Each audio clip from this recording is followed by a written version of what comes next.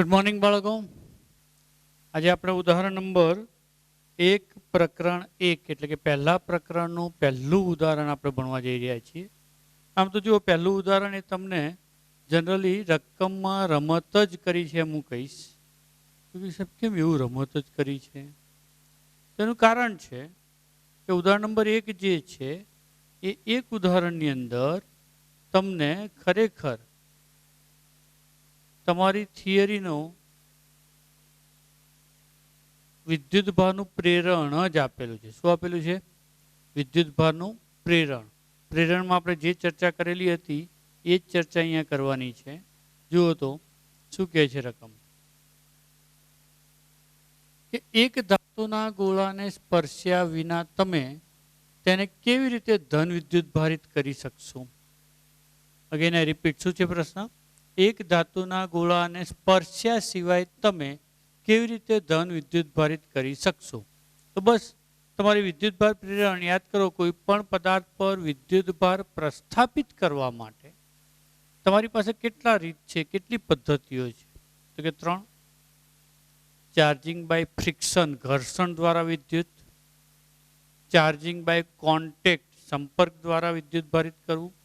અને charging by induction એટલે કે પ્રેરણ દ્વારા, ઇન્ડ્યુસ્ડ ચાર્જ, પ્રેરણ દ્વારા ચાર્જિંગ કરવું. તો યસ, અડિયા વિના ચાર્જિંગ કરવું છે મીન્સ કે શું કરવું પડશે? પ્રેરણ. પ્રેરણની રીત શું હતી? એ જ સ્ટેપ, એ જ પદ્ધતિ. એટલે હું અહીંયા વધારે સમય નહીં લગાડું. ઇવન હું બોર્ડ ઉપર કોઈ વર્ક પણ કરવા માંગતો નથી. માત્ર એ સ્ટેપ જ તમારે જે 5 આકૃતિવાળા લખવાના છે.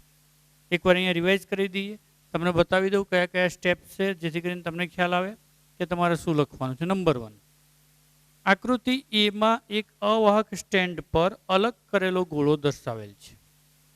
જો આકૃતિ એ એમાં એક અલગ કરેલો ગોળો દર્શાવ્યો છે. કેવા સ્ટેન્ડ ઉપર? અવાહક સ્ટેન્ડ પર. હવે આકૃતિ બીમાં દર્શાવ્યા પ્રમાણે એક ઋણ વિદ્યુત ભારિત સળિયો આ ગોળાની નજીક લાવો. આથી ગોળાના સળિયા તરફની બાજુએ રહેલા મુક્ત ઇલેક્ટ્રોન અપાકર્ષણ અનુભવી દૂર જશે, જેથી ગોળાની સળિયા તરફની સપાટી પર ધન વિદ્યુતભાર ખુલ્લો થશે અને વિરુદ્ધ સપાટી પર ઋણ વિદ્યુતભાર જમા થશે. ઘટના શું કહે છે સમજો. જો તમને થોડુંક ભૂલી ગયા હોય તો ફરીથી રિવાઇઝ કરી દઉં. જો કે આ મુદ્દો આપણે ભણેલા જ છીએ. આ ધારો કે કોઈ ગોળો, આ ગોળાની અંદર ઘણા બધા પરમાણુઓ હશે. હવે આ પરમાણુઓ કેવી રીતે રચાયેલા છે તમને ખબર છે કે સાહેબ દરેક પરમાણુ પાસે એના કેન્દ્રમાં એક ન્યુક્લિયસ છે. એટલે આ જે બ્લુ પોઈન્ટ છે એ ન્યુક્લિયસ હું બતાવું છું. અને ન્યુક્લિયસમાં જેટલો ધન વિદ્યુતભાર છે એટલા જ ઇલેક્ટ્રોન તેની આસપાસ આ કક્ષાઓમાં ભ્રમણ કરે છે.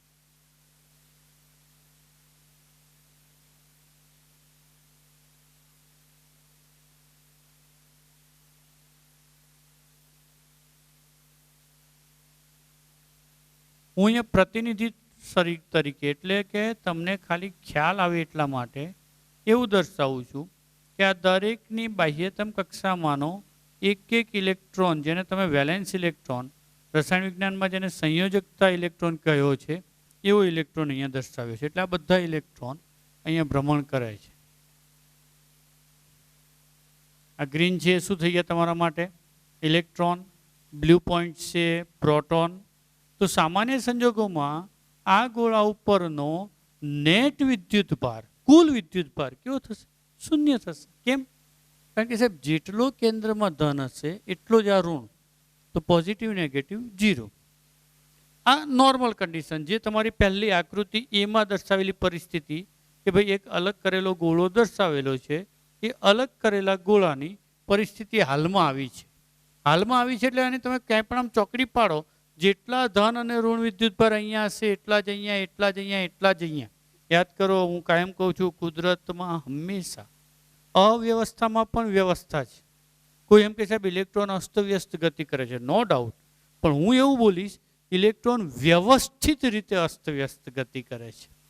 એટલે ઇલેક્ટ્રોન ગમે તેમ ગતિ કરતો હોય પણ આખા ગોળા ઉપરનો નેટ વિદ્યુતભાર તો એ કેવો રાખે છે? શૂન્ય. હવે તમે શું કરશો? તો કે આકૃતિ બીમાં દર્શાવ્યા પ્રમાણે આ ઋણ વિદ્યુતભારિત એક સળિયો ગોળાની નજીક લાવ્યા. ચલો ઋણ વિદ્યુત ભારિત સળિયો ગોળાની નજીક લાવ્યા તો આ ઋણ, ચલો ઋણને મેં અહીંયા નેગેટિવ બતાવ્યા, સોરી ગ્રીનથી બતાવ્યા છે તો આ પણ ગ્રીન કહું. આ નેગેટિવ, આ નેગેટિવ. નેગેટિવ નેગેટિવ વચ્ચે હંમેશા અપાકર્ષણ. અપાકર્ષણ એટલે આ ઇલેક્ટ્રોન અપાકર્ષણ અનુભવી અહીંથી છૂટો પડીને આમ ક્યાંક જશે. સેમ વે આ પણ ધારો કે છૂટો પડીને આમ ગયો, ધારો કે આ પણ છૂટો પડીને આમ ગયો, ધારો કે આ પણ છૂટો પડીને આમ ગયો. આપણે 4 ઇલેક્ટ્રોન આમ ગયા છે એમ વિચારીએ. ચલો તમારે વધારે વિચાર હોય તો 5મો પણ ગયો. એટલે શું થયું હવે પરિસ્થિતિ વિચારો તો અહીંયા આગળ આ જે તટસ્થ પરમાણુ હતું એનો ઇલેક્ટ્રોન અહીંયા જતો રહ્યો તો આ ધન વિદ્યુત ભાર ખુલ્લો થયો. સમજો ધન વિદ્યુત ભાર કદાપી ગતિ નથી કરતો. ધન વિદ્યુત ભાર જમા થયો એ બોલવું થોડું દુઃખદાયક છે, પણ ધન વિદ્યુત ભાર ખુલ્લો થયો એવું તમે કહી શકશો. કેમ? ઓલરેડી ધન વિદ્યુત ભાર ત્યાં હતો જ, પણ પેલો ધન વિદ્યુત ભારની આસપાસ ઇલેક્ટ્રોન ફરતો હતો. જેટલો પોઝિટિવ એટલો નેગેટિવ હતો, એટલે આપણને બહારથી જોઈએ તો એ કેવો દેખાતો હતો? તટસ્થ. હવે આ ગન આવી, આ તોપ આવી, અહીંયા આ તોપ આવી એટલે અહીંયાથી આ ઇલેક્ટ્રોન છટકી ગયા, ભાગી ગયા. ઇલેક્ટ્રોન ભાગી ગયા એટલે ઋણ વિદ્યુત ભાર અહીંયા જમા થયો અને એટલો જ ધન વિદ્યુત ભાર અહીંયા શું થયો? ખુલ્લો થયો. તો પરિસ્થિતિ એવી થઈ કે ઋણ વિદ્યુત ભારિત સળિયો લાવ્યા એટલે અહીંયા જો આકૃતિમાં આ ઋણ વિદ્યુત ભારિત સળિયો આવ્યો એટલે આ ગોળા ઉપર આ બાજુની બાજુએ ઋણ વિદ્યુત ભાર જમા થયો અને આ બાજુ શું થયો? ધન વિદ્યુત ભાર. મેં એ જ લખ્યું છે આકૃતિમાં બીમાં દર્શાવ્યા મુજબ. એક ઋણ વિદ્યુત ભારિત સળિયો આ ગોળાની નજીક લાવો.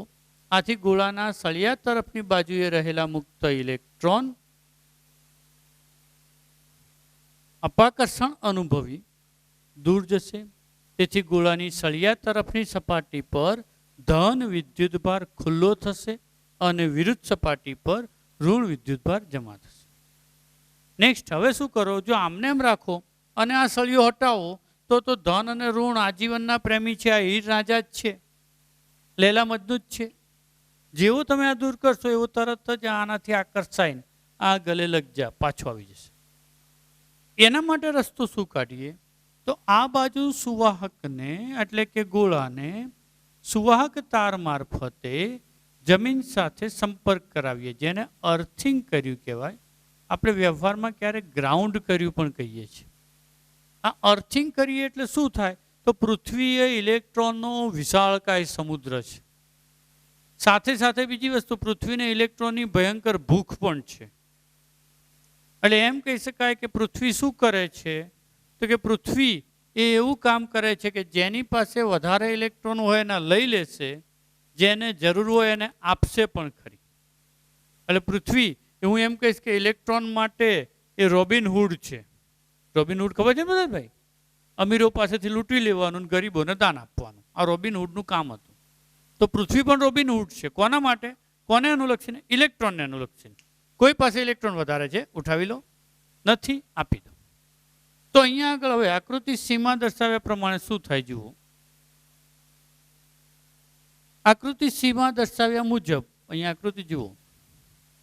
ગોળાને તાર મારફતે જમીન સાથે જોડતા એટલે કે અર્થિંગ કરતા ગોળા પરના વધારાના ઇલેક્ટ્રોન જમીનમાં જશે. એટલે અહીંયાથી જે આ ઇલેક્ટ્રોન છે એ બધા હવે શું થયા? દોડમ દોડમ દોડમ ભાગી ગયા, ભાગી ગયા, ભાગી ગયા, ભાગી જમીનમાં જશે. ઓકે. પણ ધન વિદ્યુત ભાર હજી કોઈ પરિસ્થિતિમાં ફરક પડશે નહીં. હવે સમજો સ્થિતિમાં રહેશે. એટલે આકૃતિ ડી જેવી પરિસ્થિતિ થઈ ગઈ. હજી આપણે અર્થિંગ દૂર કરી દઈએ એટલે કામ પૂરું. હવે આ અર્થિંગ દૂર કર્યો, ધ્યાન રાખજો, હજી સળિયો હટાવ્યો નથી. હવે સળિયો હટાવીએ એટલે શું થશે?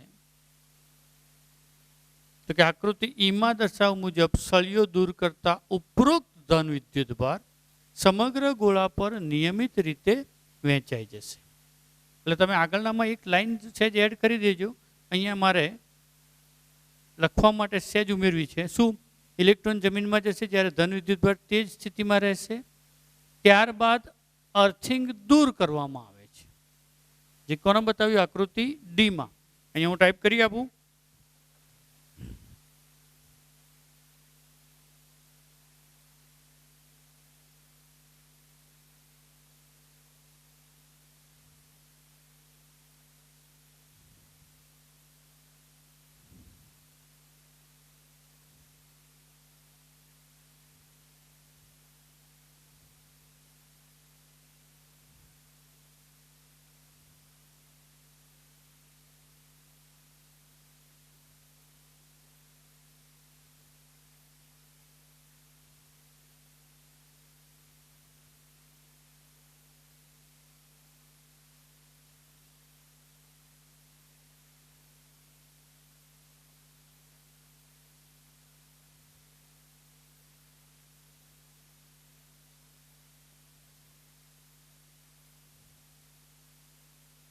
ઓકે, ચલો બેટા, શું કહેતા અર્થિંગ દૂર કરતા ધન વિદ્યુતભારની સ્થિતિ બદલાતી નથી, કઈ આકૃતિ ડીમાં. હવે આકૃતિ ઈમાં આ સળિયાને તમે દૂર કરો. આ સળિયો દૂર કરો એટલે શું થાય? તો પહેલા સળિયો દૂર કરવાથી શું થાત એ પણ કહી દઉં તમને. ધારો કે શરૂઆતમાં મેં આ સળિયો દૂર કર્યો હોત તો શું થાત? તો શરૂઆતમાં સાહેબ જો આ સળિયો તમે દૂર કર્યો હોત તો અહીંયા અર્થિંગ તો હતું જ. જમીનમાં આપણે હમણાં વાત કરી, પૃથ્વી વધારે હોય એની પાસેથી લઈ લે છે, ન હોય એને આપે છે. તો આ સળિયો દૂર કરો તો હાલની પરિસ્થિતિમાં અહીંયા શું થાય? તો સાહેબ ધન વિદ્યુત ભાર છે. ઇટ મીન્સ ધેટ ઇલેક્ટ્રોન ઘટે છે તો પૃથ્વી પાછા આપી દે છે. પાછા આપી દે તો ગોળો તટસ્થ ને તટસ્થ રહે. એટલે બરાબર ધ્યાન રાખજો, આ બંદૂક આ તોપ અહીંયા તાકેલી જ રાખીને આ સીડી અહીંથી કાપી નાખવાની, એટલે કે અર્થિંગ દૂર કરી દેવાનું. એટલે હવે કોઈ ઇલેક્ટ્રોન ઉપર આવી શકશે નહીં, ઇલેક્ટ્રોન નહીં આવી શકે. ત્યારબાદ તમે આ સળિયો દૂર હટાવતા આ ધન વિદ્યુત ભાર જે હાલમાં અહીંયા છે એ આખા ગોળામાં વહેંચાશે. આપણે લખીશું એટલું જ કે આકૃતિમાં દર્શાવ્યા મુજબ સળિયો દૂર કરતા ઉપરોક્ત ધન વિદ્યુત ભાર સમગ્ર ગોળા પર નિયમિત રીતે વહેંચાય છે. પણ એને સમજવું બહુ મજાની વસ્તુ છે. કેવી રીતે વહેંચાય છે? ઘણાને પૂછ્યું એટલે તરત કે સાહેબ એમાં શું, અહીંયા ધન છે, આમ જતો રહે, આમ જતો રહે. બેટા, પહેલો જ મુદ્દો, ધન વિદ્યુત ભાર કદાપી ગતિ કરતો નથી. તો અહીંયા શું થશે? આ ઇલેક્ટ્રોન જોશે કે અમે તો કાયમ આજીવન અહીંયા રખડ્યા જ કરીએ અને અહીંયા તો ઇલેક્ટ્રોનની શોર્ટેજ છે, અહીંયા અમારો કોઈ ભાવ નથી પૂછતું, તો ચલો ને આમ જતા રહીએ. એટલે એમ સમજીને ધારો કે આ ઇલેક્ટ્રોન અહીંથી છૂટો પડ્યો, ત્યાંથી છૂટો પડ્યો અને એ ઇલેક્ટ્રોન અહીંયા આવીને પૂરાઈ ગયો. એટલે ગતિ કોણે કરી? ઇલેક્ટ્રોને. પણ અહીંયા આનો ઇલેક્ટ્રોન ગયો એટલે આ જે પરમાણુ છે એ ધન વિદ્યુત ભારિત એટલે કે ધનાયન બની ગયો. આ જે ધનાયન દેખાતો હતો એ હવે પાછો કેવો થઈ ગયો? તટસ્થ. એ જ રીતે અહીંયા કોઈક ઇલેક્ટ્રોન હોય એને એમ થાય કે ભાઈ અહીંયા તે ખાલી જ છે જગ્યા, આપણા ઘેર રોજ ઝઘડા થાય છે, ચલ બકા તું તારે ઘેર હું મારે ઘેર. આ ઇલેક્ટ્રોન અહીંયા આવી ગયો, એ અહીંયા આવ્યો એટલે આ ધનાયન બન્યો અને આ કેવું બની ગયું? તટસ્થ. અગેન અહીંથી કોઈક ઇલેક્ટ્રોન આમાં આવી ગયો તો આ ઇલેક્ટ્રોન અહીંયા આવી ગયો તો આને ગુમાવી દીધો. એણે ગુમાવ્યો એની સાથે સાથે તટસ્થ હતો એ ધનાયન બની ગયો, આ ધનાયન હતો એ તટસ્થ બની ગયો. તો જે ધન આયન બધા આટલા ખૂણામાં ભેગા થઈ ગયા હતા એ હવે જો આખા ગોળા ઉપર નિયમિત રીતે વહેંચાઈ ગયા. પણ બરાબર મગજમાં રાખજો, કોની ગતિને કારણે? ઇલેક્ટ્રોનની ગતિને કારણે. આપણે અહીંયા એટલું સ્પેસિફિક લખવાની જરૂર નથી, પણ આ તમારી જાણ માટે. તો આ તો તમારું ઉદાહરણ નંબર 1, બહુ જ સિમ્પલ. 5 આકૃતિ, 5 આકૃતિનું એક એક વર્ણન સ્ટેપ બાય સ્ટેપ હું ફરીથી જરા ચેક કરી લઉં, તમે જોતા રહો.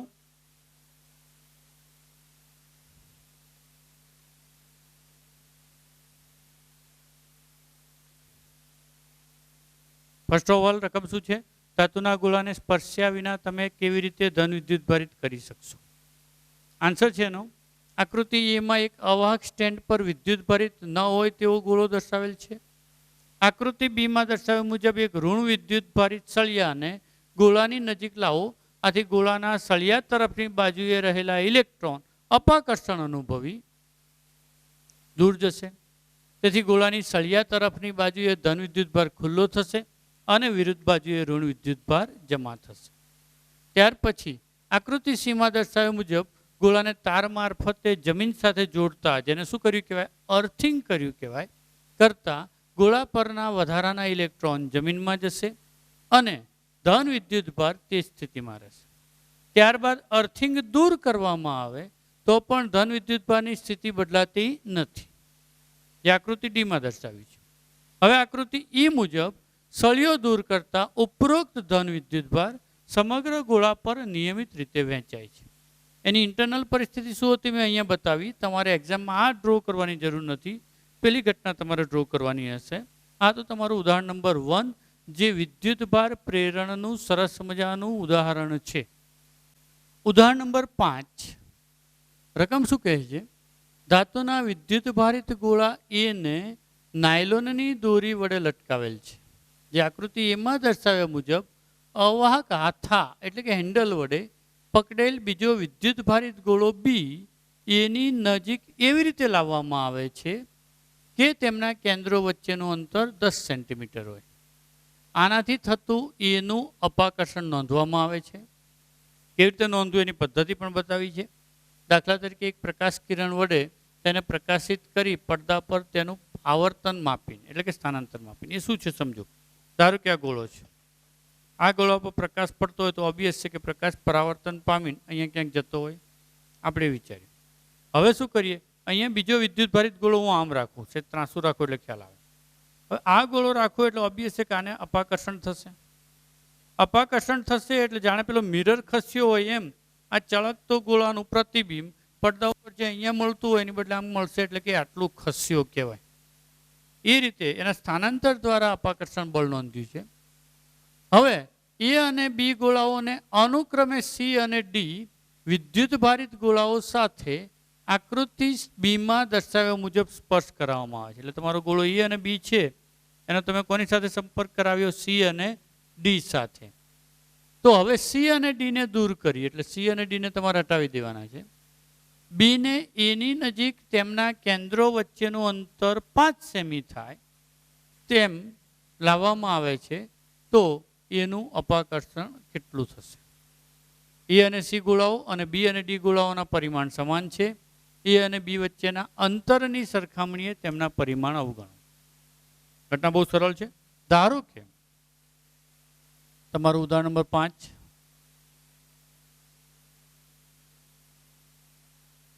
ધારો કે ગોળા એ અને બી પર પ્રારંભમાં વિદ્યુત ભાર અનુક્રમે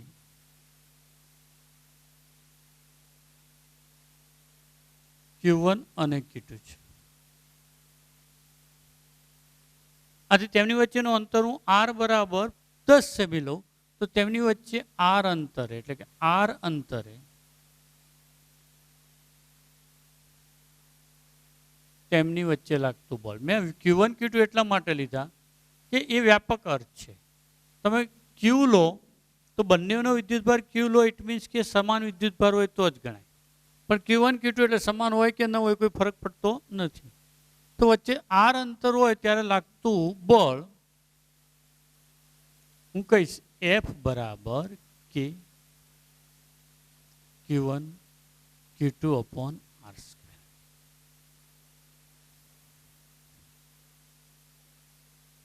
હવે તમે શું કરો છો તો કે એનો તેના જેવા જ બીજા કોઈ ગોળા સી સાથે સંપર્ક કરાવો. ચલો આ એનો સી સાથે સંપર્ક કરાવો. તમારે આકૃતિ દોરવાની જરૂર નથી, તમને ખ્યાલ આવે એટલા માટે કહું છું. એના જેવા જ સી સાથે સંપર્ક કરાવો. અને બીનો એનો પણ એની જેવા જ કોઈ ગોળા ડી સાથે સંપર્ક કરાવો અને પછી બેવને અલગ કરો. યાદ કરો, સમાન પરિમાણના ગોળાઓ વચ્ચે સંપર્ક કરાવીએ અને એક ગોળા ઉપર Q વિદ્યુતભાર હોય, બીજા ગોળા પરનો નેટ વિદ્યુતભાર 0 હોય તો અલગ કરતા દરેક ગોળા ઉપર શું થશે? Q/2 વિદ્યુતભાર થશે. કેટલો? Q/2. તો અહીંયા બંને ગોળાઓને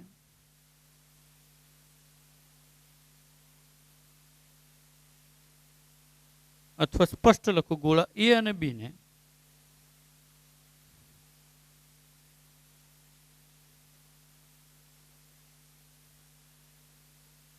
અનુક્રમે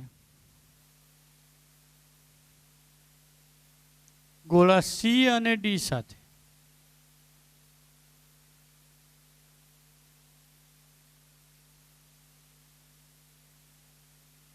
સંપર્ક કરાવી અલગ કરતા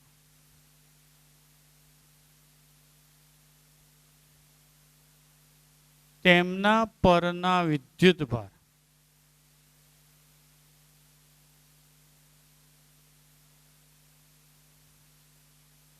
અનુક્રમે Q1 બરાબર Q1/2 અને Q2 બરાબર Q2/2 થશે.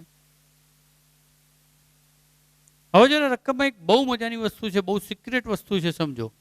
પહેલા બંને ગોળાઓ 10 સેમી અંતરે મૂક્યા છે.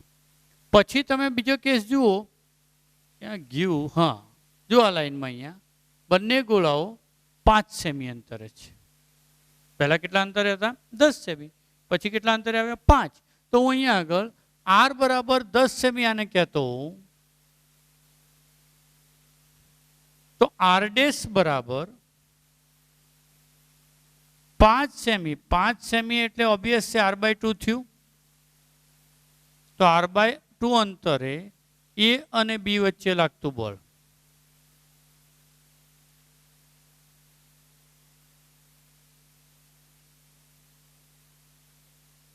F ડેશ બરાબર K Q1 dash Q2 dash upon R dash square equal to K Q1 dash Q1/2 Q2 dash Q2/2 R dash એટલે હું ડાયરેક્ટ લખું r/2, એનો વર્ક કરું તો r²/4. જ્યારે અહીંયા જુઓ તો 2 2 4 4/4 ભમ, તો બચ્યું શું? K Q1 Q2 upon r².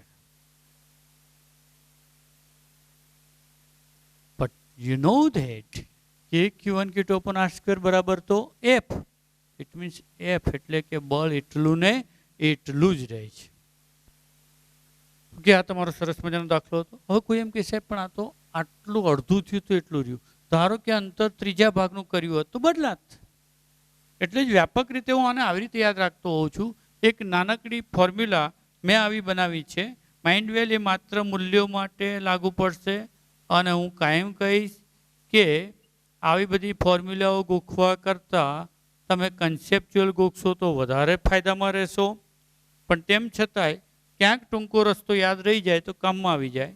ધારો કે કોઈ બે પદાર્થ છે જેના વિદ્યુત ભારો, બંને વિદ્યુત ભારો m ગણા, અને તેમની વચ્ચેનું અંતર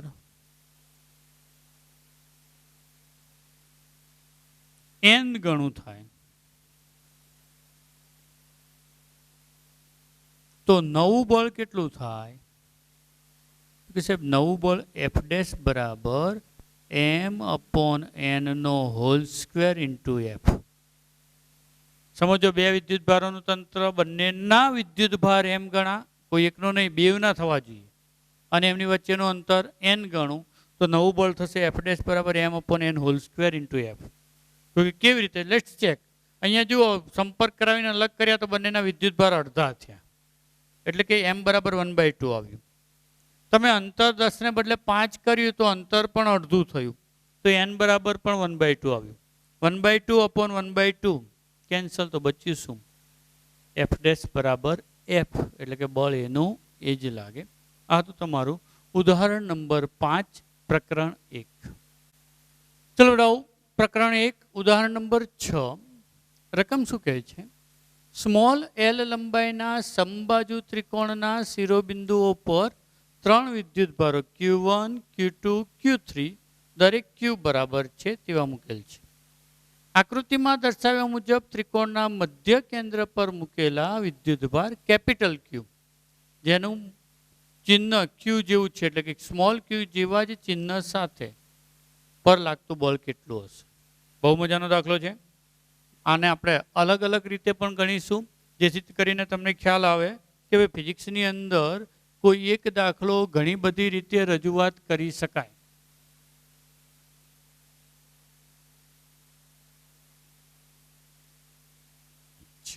ફર્સ્ટ ઓફ ઓલ આપણે આ પરિસ્થિતિ વિચારી લઈએ. આ સ્મોલ Q વિદ્યુત ભાર ધરાવતા 3 બિંદુઓ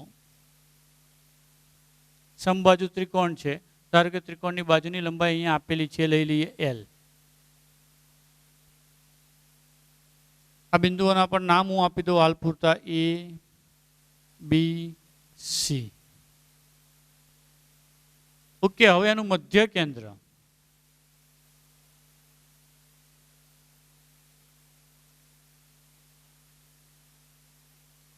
અહીંયા વિચાર્યું O. આ મધ્ય કેન્દ્ર પર કેપિટલ ક્યુ વિદ્યુતભાર મૂક્યો છે, તો આના ઉપર લાગતું બળ શોધો. ફર્સ્ટ ઓફ ઓલ આપણે એવું વિચારીએ, શિરોબિંદુથી મધ્ય કેન્દ્રનું અંતર સ્મોલ આર હોય તો અહીંયા વિચારો એ થી ઓનું અંતર પણ આર થાય, સી થી ઓનું અંતર પણ આર થાય અને બી થી ઓનું અંતર પણ આર થાય. કેમ? તો કારણ એટલું જ રકમમાં બહુ જ સ્પષ્ટીકરણ કરેલું છે કે તમને જે ત્રિકોણ આપ્યો છે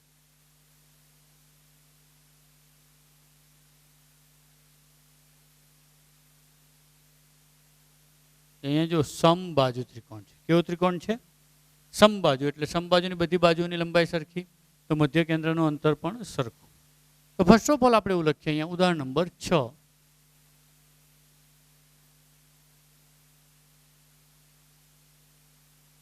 અહીં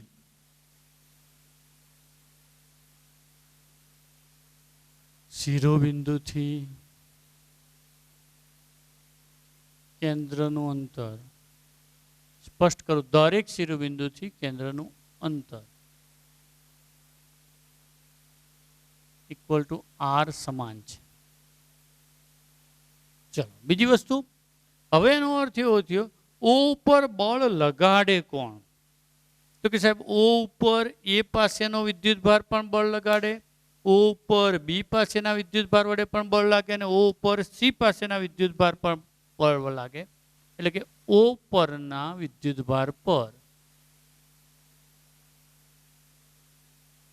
એ, બી અને સી પરના વિદ્યુતભાર વડે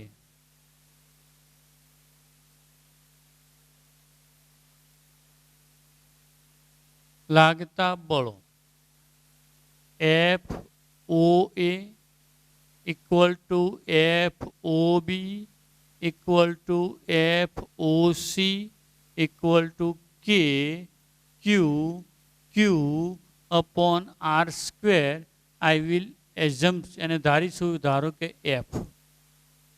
મેં કશું જ નવું નથી કર્યું બેટા, તમે ચેક કરી લો. કે Q1 એટલે સ્મોલ ક્યુ, Q2 એટલે capital Q upon R square. કે Q1 એટલે સ્મોલ ક્યુ, Q2 એટલે capital Q upon R square. કે Q1 એટલે સ્મોલ ક્યુ, Q2 એટલે capital Q upon R square.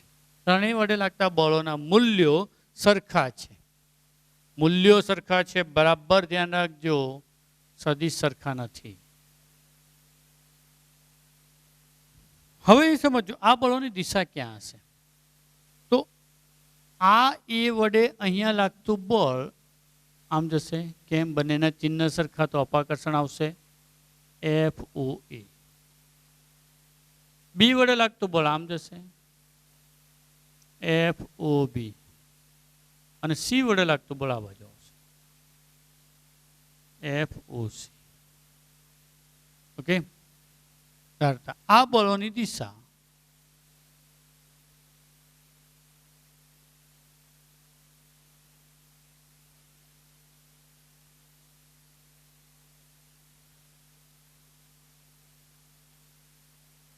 હવે ચેક કરો. આ કેવો ત્રિકોણ છે ભાઈ?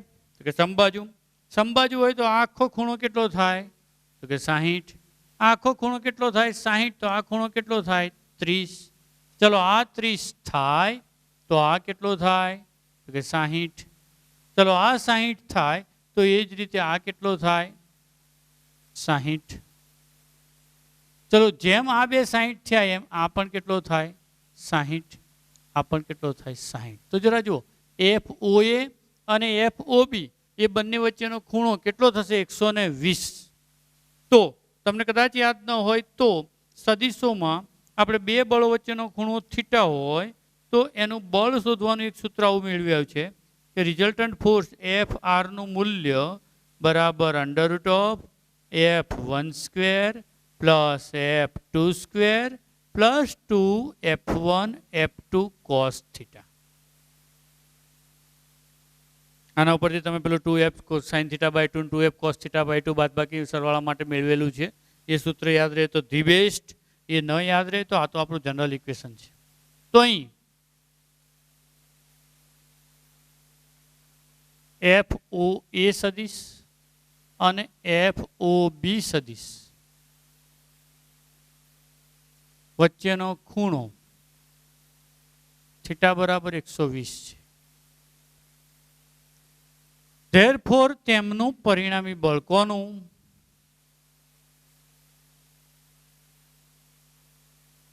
આ બેનું. એફ ડેશ કહું તો એફ ડેશ બરાબર underroot of F O A square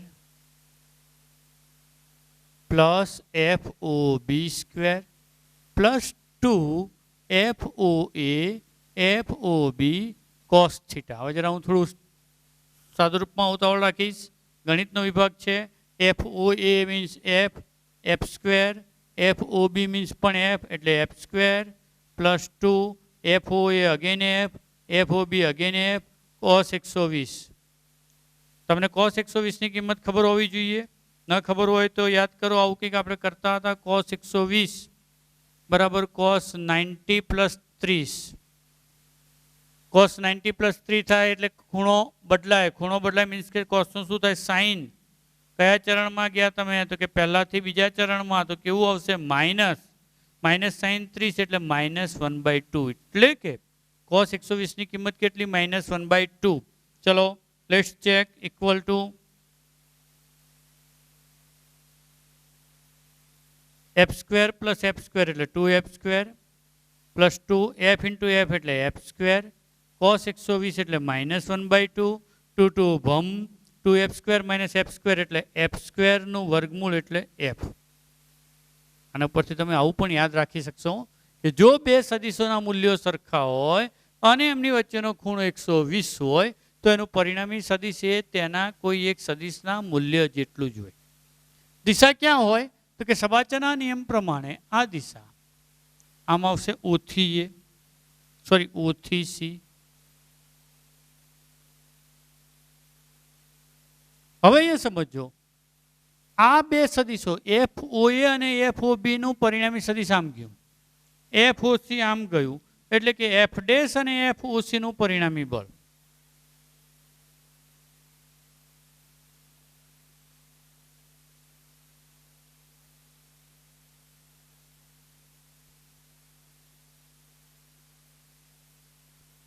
F resultant equal to F dash minus F O C લખાય, કારણ બંને વિરુદ્ધ દિશામાં.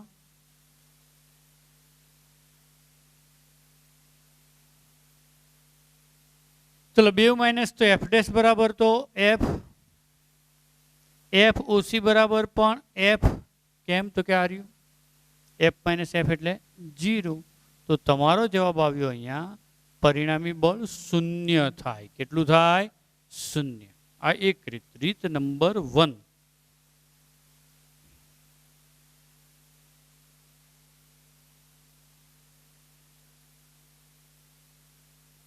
ઓકે, ચલો હવે રીત નંબર 2. આનો તમે પોઝ કરીને લખો હોય તો લખી નાખજો, કશો વાંધો નહીં.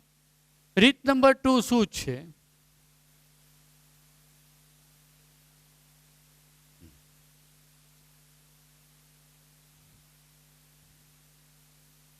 આગળના બે સ્ટેપ તો એના જ છે. માત્ર સરવાળો કરવા માટે સદિશોના સરવાળાની રીતો જ બદલાય છે. ઇટ મીન્સ આમાં ફિઝિક્સ નથી બદલાતું, તમારું મેથ્સ બદલાય છે.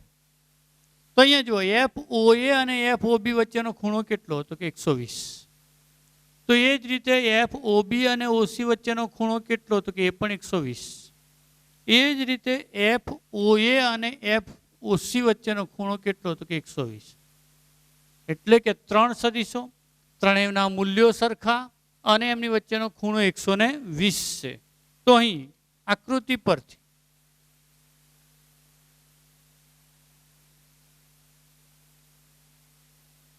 સદિશ F O A, F O બી અને એફ ઓ સી વચ્ચેના કોણ એટલે કે ખૂણા 120 ડિગ્રી છે. આથી ભૌમિતિક રીતે સરવાળો કરતા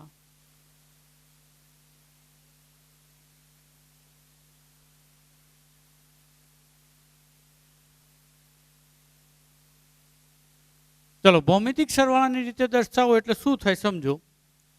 તો કે સાહેબ ભૌમિતિક રીતે એવું કહે છે કે કોઈ એક સદિશને પહેલા દર્શાવી દો. ચલો આપણે આ દર્શાવ્યો એફ ઓ એ સદિશ ઇક્વલ ટુ એફ સદિશ. કેમ? એફ હોય એનું મૂલ્ય એફ જ લીધું છે.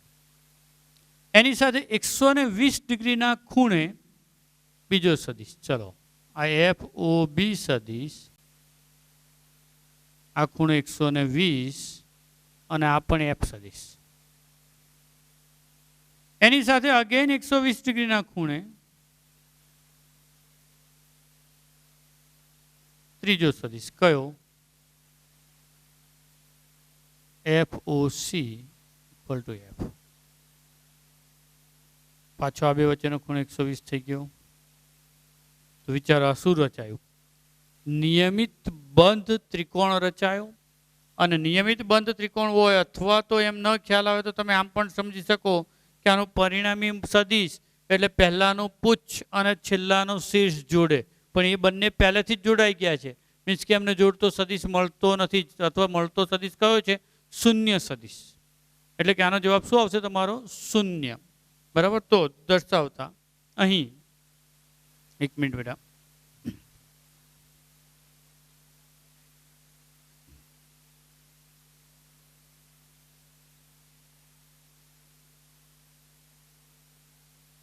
દર્શાવતા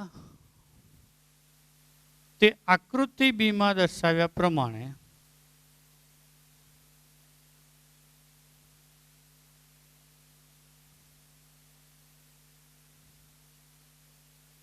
નિયમિત બંધ ત્રિકોણ રચે છે. અને આ નિયમિત બંધ ત્રિકોણનું પરિણામી સદિશ શું થાય? શૂન્ય. આથી પરિણામી બળ એફ રિઝલ્ટન્ટ ઇક્વલ ટુ શૂન્ય. ઓકે. અચ્છા, અહીંયા ખાલી એક ધ્યાન રાખવાનું છે, બહુ સરળ સાહેબ, આમાં તો કંઈ કરવાનું જ નહીં, ત્રિકોણ જ બનાવી દેવાનું. હા, દોરવામાં એક ધ્યાન રાખવાનું, ફૂટપટ્ટીની મદદથી આ લંબાઈઓ લગભગ સરખી હોવી જોઈએ. એકાદ બે દૂર આગા પાછા હોય ચાલે, પણ પછી તમે ત્રિકોણ આવો ભયંકર બનાવી દો કે એક આમ જાય ને પછી આમ જાય ને પાછા અહીંયા બતાવતા હોય 120, એટલે લાગે છે કંઈ, અને પાછું આ તો અહીંયા આવીને ચોંટી ગયું હોય, તો એ ન ચાલે. લંબાઈ અને ખૂણા પરફેક્ટ આવે એ રીતે દોરો તો આ પણ તમારી રીત છે.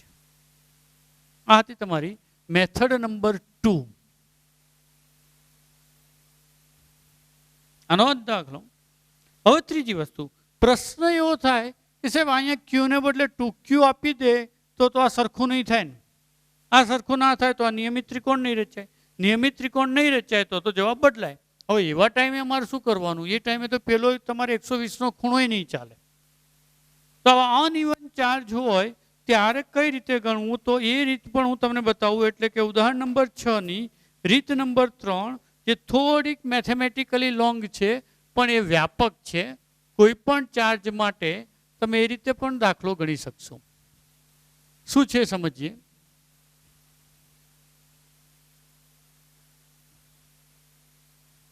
ઉદાહરણ 6 મેથડ 3.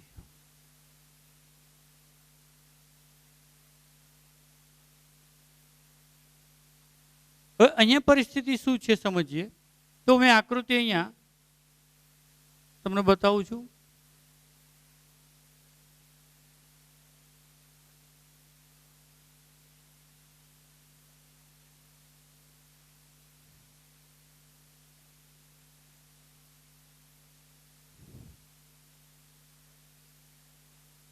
ચલો, આ તમારો ત્રિકોણ. આ ત્રિકોણના શિરોબિંદુ આવી ગયા. કયા કયા? A, B અને C. મધ્ય કેન્દ્ર O. આપણે કાર્ટેશિયન પદ્ધતિ આવી રીતે ગોઠવી છે. આડી અક્ષ એ કઈ છે? X અક્ષ, અને ઊભી છે Y અક્ષ. A અને B નું O સાથે જોડતો રેખાખંડ, જેની લંબાઈ કેટલી થશે? R. A વડે O પાસે લાગતું બળ FOA સદિશ. B વડે O પાસે લાગતું બળ FOB સદિશ. એમ રાઈટ? હમણાં આપણે ચર્ચા કરી ગયા છીએ. હવે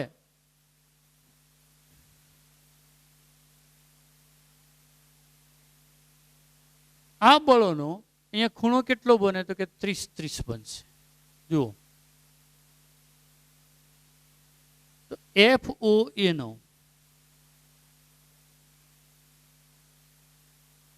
આ FOC છેદમાં આવી ગયું. હવે તમે FOA નો એક્સ અક્ષ અને વાય અક્ષને અનુલક્ષીને ઘટક વિચારી શકો.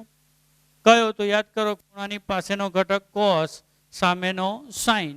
તો તમે આ જ સદિશને આવી રીતે બતાવી શકશો. પાસેનો એટલે એક્સ અક્ષ પરનો ઘટક FOA cos 30, વાય અક્ષ પરનો ઘટક FOA sin 30. તો અહીં આ બળોને કેવી રીતે દર્શાવાય? તો આકૃતિમાં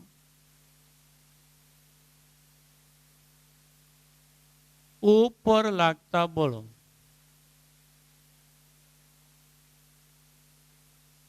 દર્શાવેલ છે. સદિશ FOA, સદિશ FOB અને સદિશ FOC ના એક્સ અને વાય અક્ષ પરના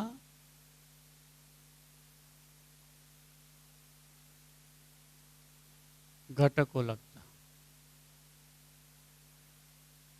ચલો પહેલા હું એક્સ ઘટકોનું લિસ્ટ બનાવીશ. FOA નો એક્સ ઘટક શું? તો કે FOA of X equal to FOA cos 30. Okay, પણ અહીંયા આપણને એ ખબર છે FOA બરાબર હું F લખી શકું. કેમ? તો એક વસ્તુ અહીંયા પહેલા મૂકી દઉં. અહીં FOA બરાબર FOB બરાબર FOC બરાબર KQ capital Q upon R², એટલે કે F ધારતા. અને ભાઈ ચલો F cos 30 ની કિંમત √3/2. ચલો FOA નો વાય ઘટક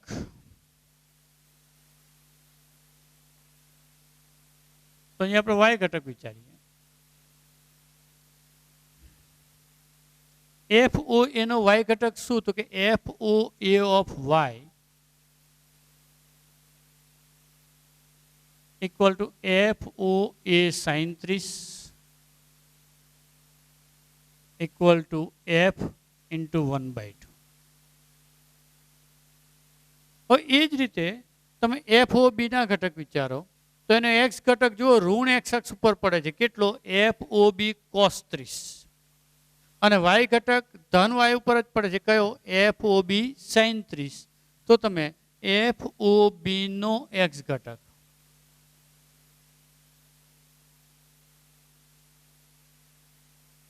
ઇક્વલ ટુ FOB cos 30, પણ mind well it must be minus. કેમ? એ ક્યાં જાય છે? ઋણ એક્સ અક્ષ પર. એટલે આ વસ્તુ ખાસ કાળજી રાખજો. It's a sin square, not heron care.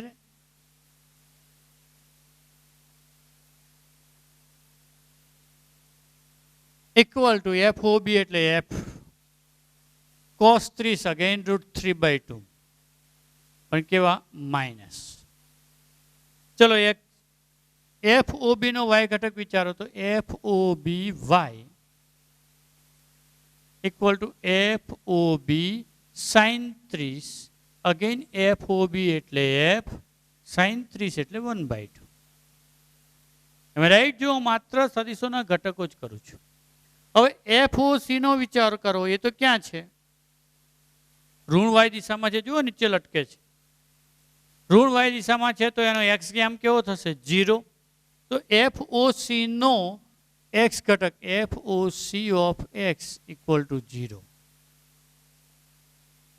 અને FOC ઓફ વાય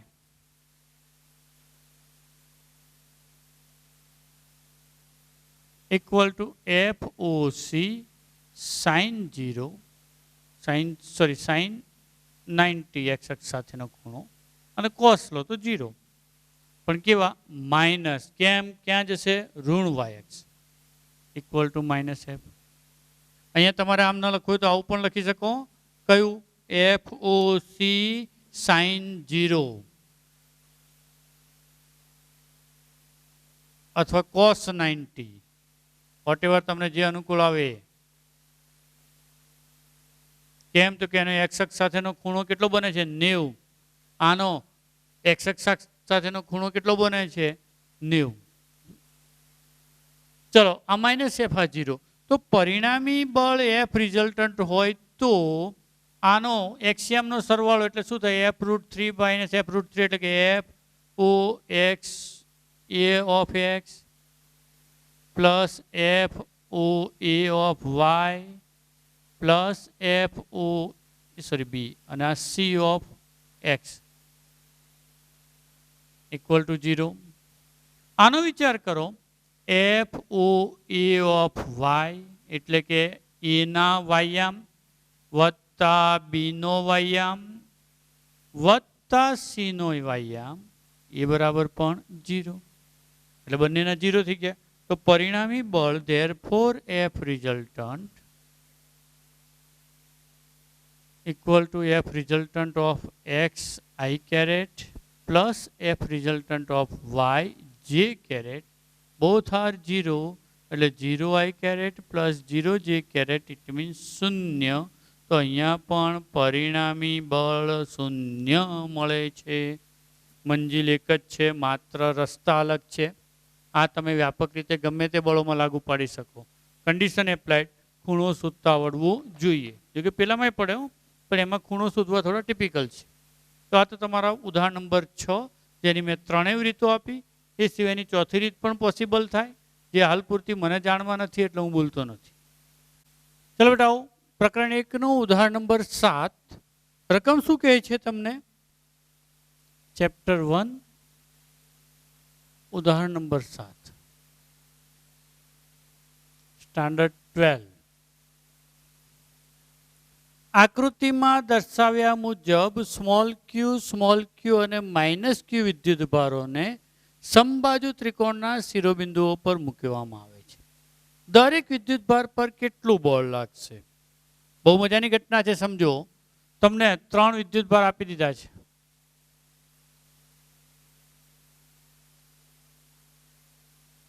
હું શિરોબિંદુઓના નામ આપી દઉં. એ ફોર અમીષા, બી ફોર બિપાસા, સી ફોર ચંપા.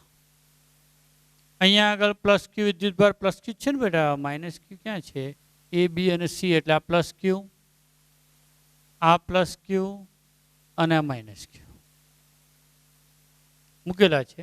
તો દરેક વિદ્યુતભાર પર કેટલું બળ લાગશે? તો મારો પ્રશ્ન એવો છે કે દરેક વિદ્યુતભાર ઉપર કેટલું બળ લાગશે, સાથે સાથે કુલ બળ કેટલું હશે 2 ગણો.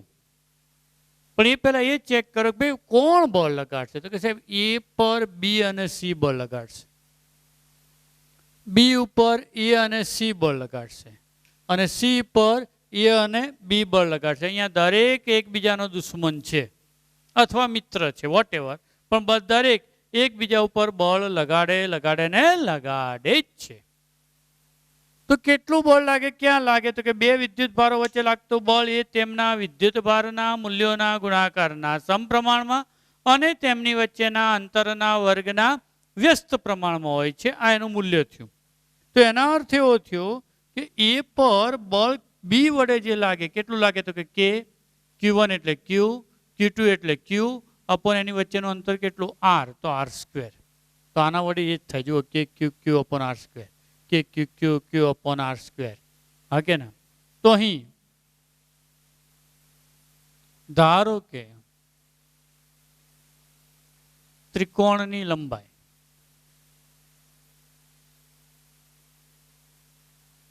R છે. એટલે ત્રિકોણની એટલે બાજુની. અમુક તો એવા ગુજરાતી વાળા હોય છે ને, ત્રિકોણની બાજુની લંબાઈ R છે. તો એ બી અને સી દરેક પર અને સી પ્રત્યેક પર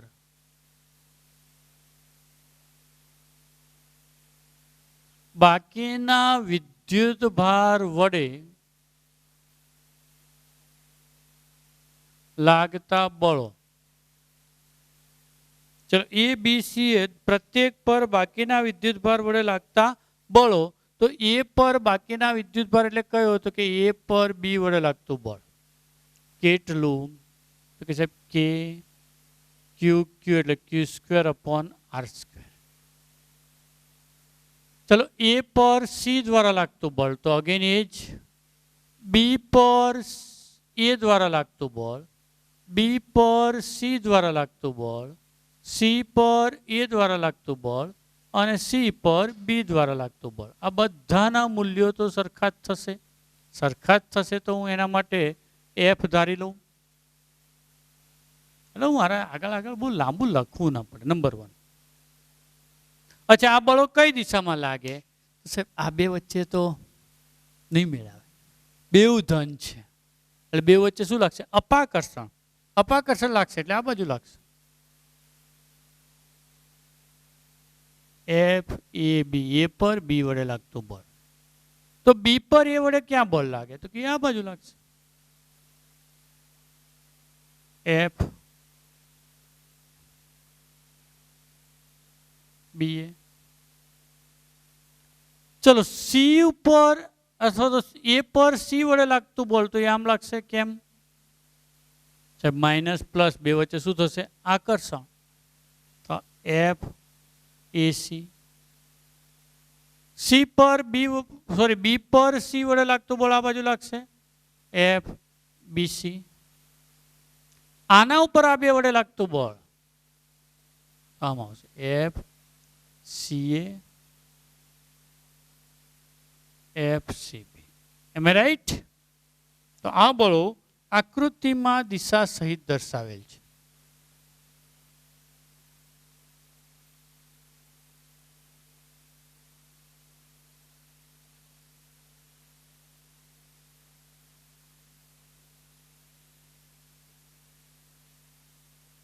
ઓકે, તો હવે સમજો આપણે એ ઉપરનું પરિણામી બળ જોઈએ છે. તો એ પર લાગતું બળ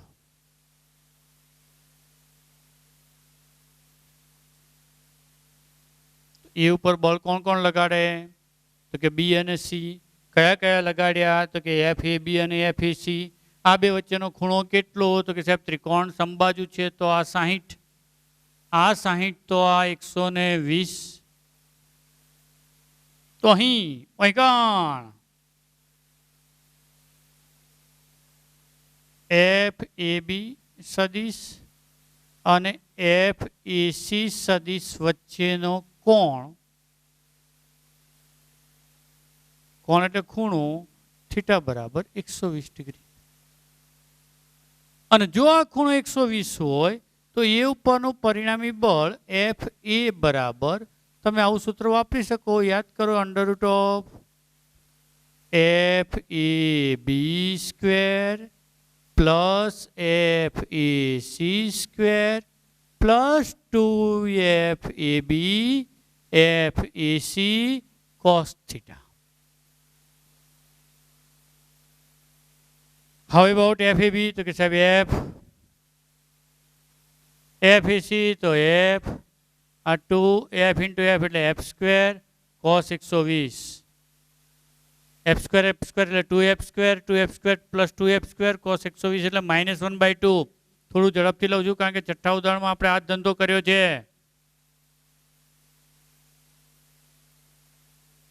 2 બમ 2f square minus f square એટલે f સ્ક્વેર નો વર્ગમૂળ એટલે f. ઓહો, what about f? K Q square upon R square. Okay, તો જેવો અહીંયા 120 નો ખૂણો આવ્યો એવું એવી જ ઘટના અહીંયા બને. જો આ બે સરખા, બંને વચ્ચેનો ખૂણો પણ 120, તો પછી બી ઉપર લાગતું બળ પણ કેટલું થશે? આટલું જ. એટલે કે તે જ રીતે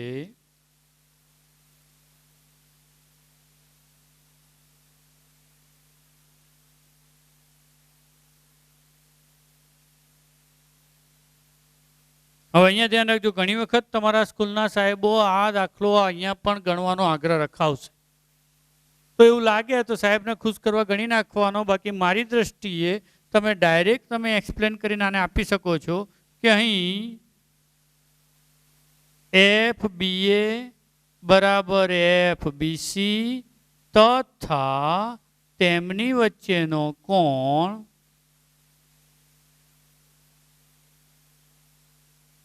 થીટા બરાબર 120 ડિગ્રી હોવાથી બી પર લાગતું બળ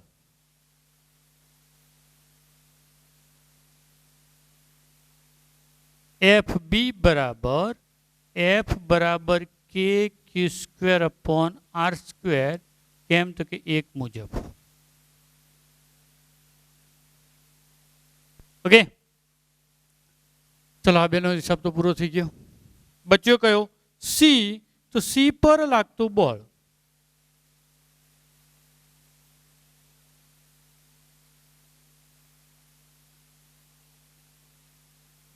સી ઉપર લાગતું બોલ, તો અહીંયા આગળ હું સીધું લખીશ. હવે લાંબી પ્રયોજનમાં નથી પડતો. એફ સી બરાબર under root of F C A square plus F C B square plus 2 F C F C B cos theta. Theta કેટલો? તો કે સમબાજુ ત્રિકોણ, આ ખૂણો કેટલો આવશે? 60 ડિગ્રી. કેટલો આવશે બેટા? 60. તો આને તમે આવું લખી શકશો, equal to under root of F square plus F square plus 2 F square cos 60 equal to F square plus F square એટલે 2f square, 2f square into cos 60. Cos 60 એટલે √3/2 2 2 બમ, સોરી કોસ 60 છે એટલે 1/2 2 2 બમ. F square plus 2f square એટલે 3f square. It means under root of 3f square એટલે કે √3 into f. Okay, અચ્છા અહીંયા દિશા માગી હોત તો તમને એમની વચ્ચેનો ખૂણો ખબર છે, તમે એને દિશા પણ શોધી શકો. કે રીતે? tan આલ્ફાની રીતે. કઈ રીતે? tan આલ્ફાની રીતે, જે હું અત્યારે આમાં લેતો નથી. પછી બીજો કોઈક વિડીયો બનાવીશ, એમાં એ લેક્ચરમાં આની દિશા પણ શોધીશું આપણે.